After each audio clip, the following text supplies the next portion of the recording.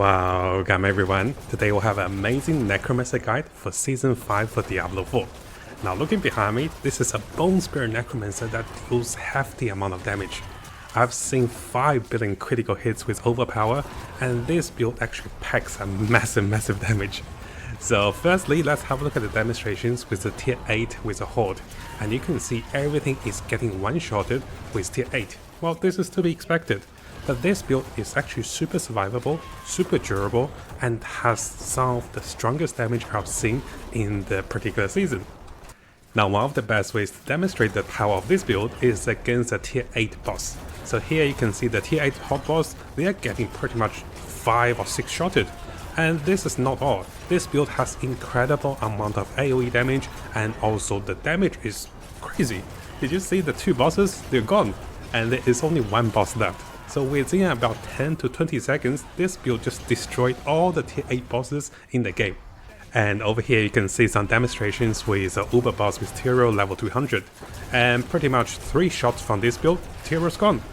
So in order to give you guys a better demonstration of the build's power, let me try to pause on this moment. You can see one of the hits was 5 billion damage with Overpower and also critical. The build has a guaranteed future to do Overpower, and it has close to 100% critical chance, which is incredible. Now briefly running through the concept and also how this build works. We're here using Bone Spirit with Maximum Essence as one of the ways to deal tons of damage. We're stacking a lot of core skills skill rank and also bone skill rank. We can get Bone Spirit up to level 37 of the skill rank, which dramatically increases damage. We'll be gaining a lot of essence by summoning Bone Prison and then destroying Bone Prison. Together with killing enemies that give us a lot of essence, you can see the essence meter is instantly filled up. And the higher essence we have, the more damage we deal with Bone Spirit.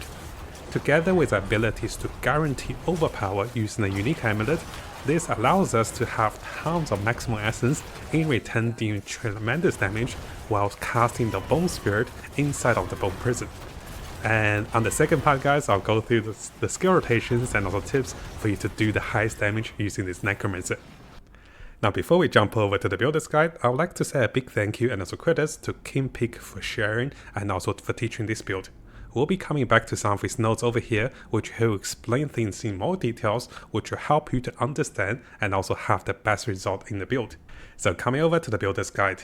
Our content creator friend over here has also provided 2 versions of the build.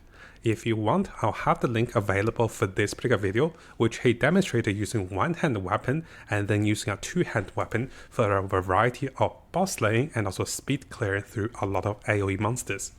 So let's go through the first setup, then we'll have a look at the second setup. We'll be using Bone Spirit as the high source of damage. We'll be using Corpse Tendril to group enemies together with Bone Prison that enable us to get tons of essence and also gaining additional damage. We'll be cursing enemies to reduce their damage and also increase their damage taken. We have one survivability skill with Blood Mist and also a defensive offensive skill with Bone Storm that give us tons of barriers and also increase our damage dealt while having the Bone Storm. Now we'll be sacrificing all of the Necromancer minions to give us higher critical chance, additional overpower damage, and also additional critical damage. This build can use up to 2 Uber unique items, with Harlequin's Quest and also the Doombringer. The alternative version will only use 1 Uber unique, and this actually does a lot more damage against the bosses. Now briefly going through the other unique items used by the build. We'll be using the Blood Moon Pins, which allows us to have additional overpower damage when enemies are cursed. And this also provides us with additional overpower damage. The boots over here provide us with additional ways of summoning Bone Splitter in the Bone Prison, which in return give us maximum essence and also gaining additional essence through the Bone Splitters. Finally, you will have the Banished Lord. This is an essential piece for the build, which gives us tons of rank to core spells, and together, by spending our essence, this will guarantee our Bone Spirit, which is a core spell, to do overpower damage. This is massively powerful using this particular setup. Now in terms of the other offensive aspects, we have the Recompense aspect, which increases our maximum essence, in return giving us more damage.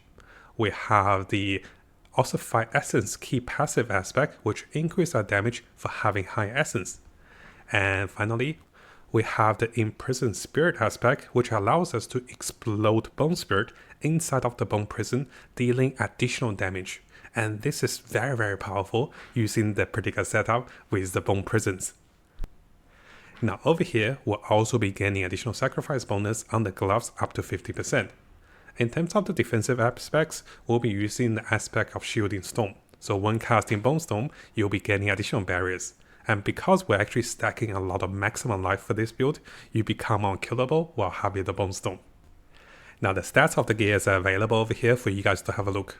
One big highlight over here is to get additional rank to core spells, additional rank to Bone Storm, Bone skills, and also additional rank to core spells again.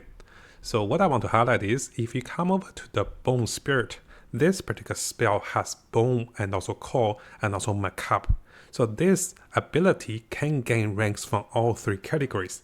And this is how you can get up to 37 rank of Bone Spirit. Over here we have a screenshot.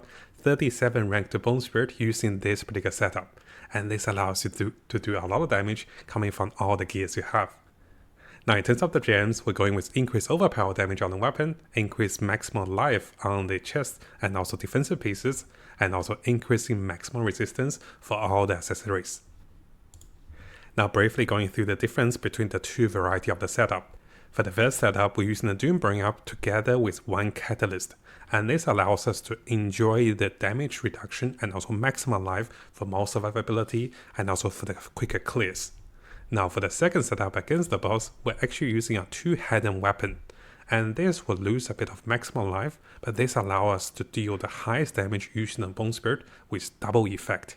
So coming over to the skill trees for this build. We'll be going with 2 points over here for the Bone Splitters, and the Bone Splitters are auto-casted to provide us with additional essence.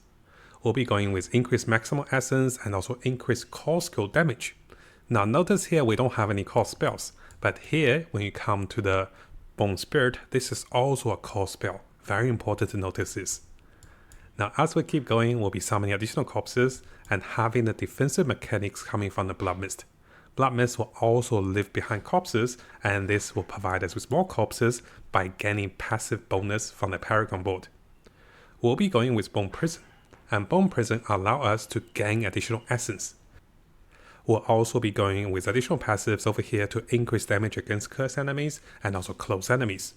Now we are not adding points into Decrypify, because if you have Harlequin's Quest and you have items that increase skill rank like the unique pens, you can automatically use Decrypify without having points in this. We'll be going with 1 point into Corpse Tendril, and here notice Corpse Tendril is actually summoning Blood Orbs. One of the Paragon board provides us with additional damage by having consuming Blood Orbs up to 50% additional damage. Now the core spell over here is going to be Bone Spirit. Bone Spirit also have ways to provide us with additional maximum essence. Now we're not going with additional critical chance because the creator over here mentioned that he was close to 100% critical chance using the skills, abilities, and also the sacrificing passives. We'll be going with all the passive points with the bone spells, and this provides us with additional essence, additional critical chance, and also additional damage. Because we're sacrificing minions, all the passives are going over here. We're also getting all the benefits from damage reduction and also critical chance by having the Bone Storm. 3 points is allocated over here to provide us with additional critical chance. And of course, we're going with Ossified Essence to give us even higher damage by having higher essence.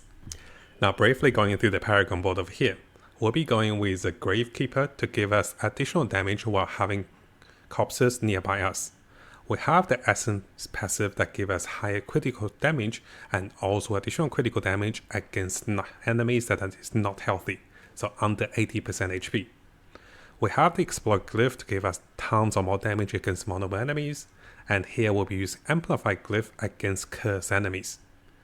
We have the Corporal Glyph that gives us additional physical damage coming from our spells, and together with Dominate will deal additional damage against overpowered enemies, and this is amplified even further.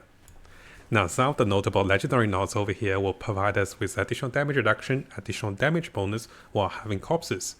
And here we'll be dealing damage against enemies with bone spells, so we definitely go with this particular legendary node.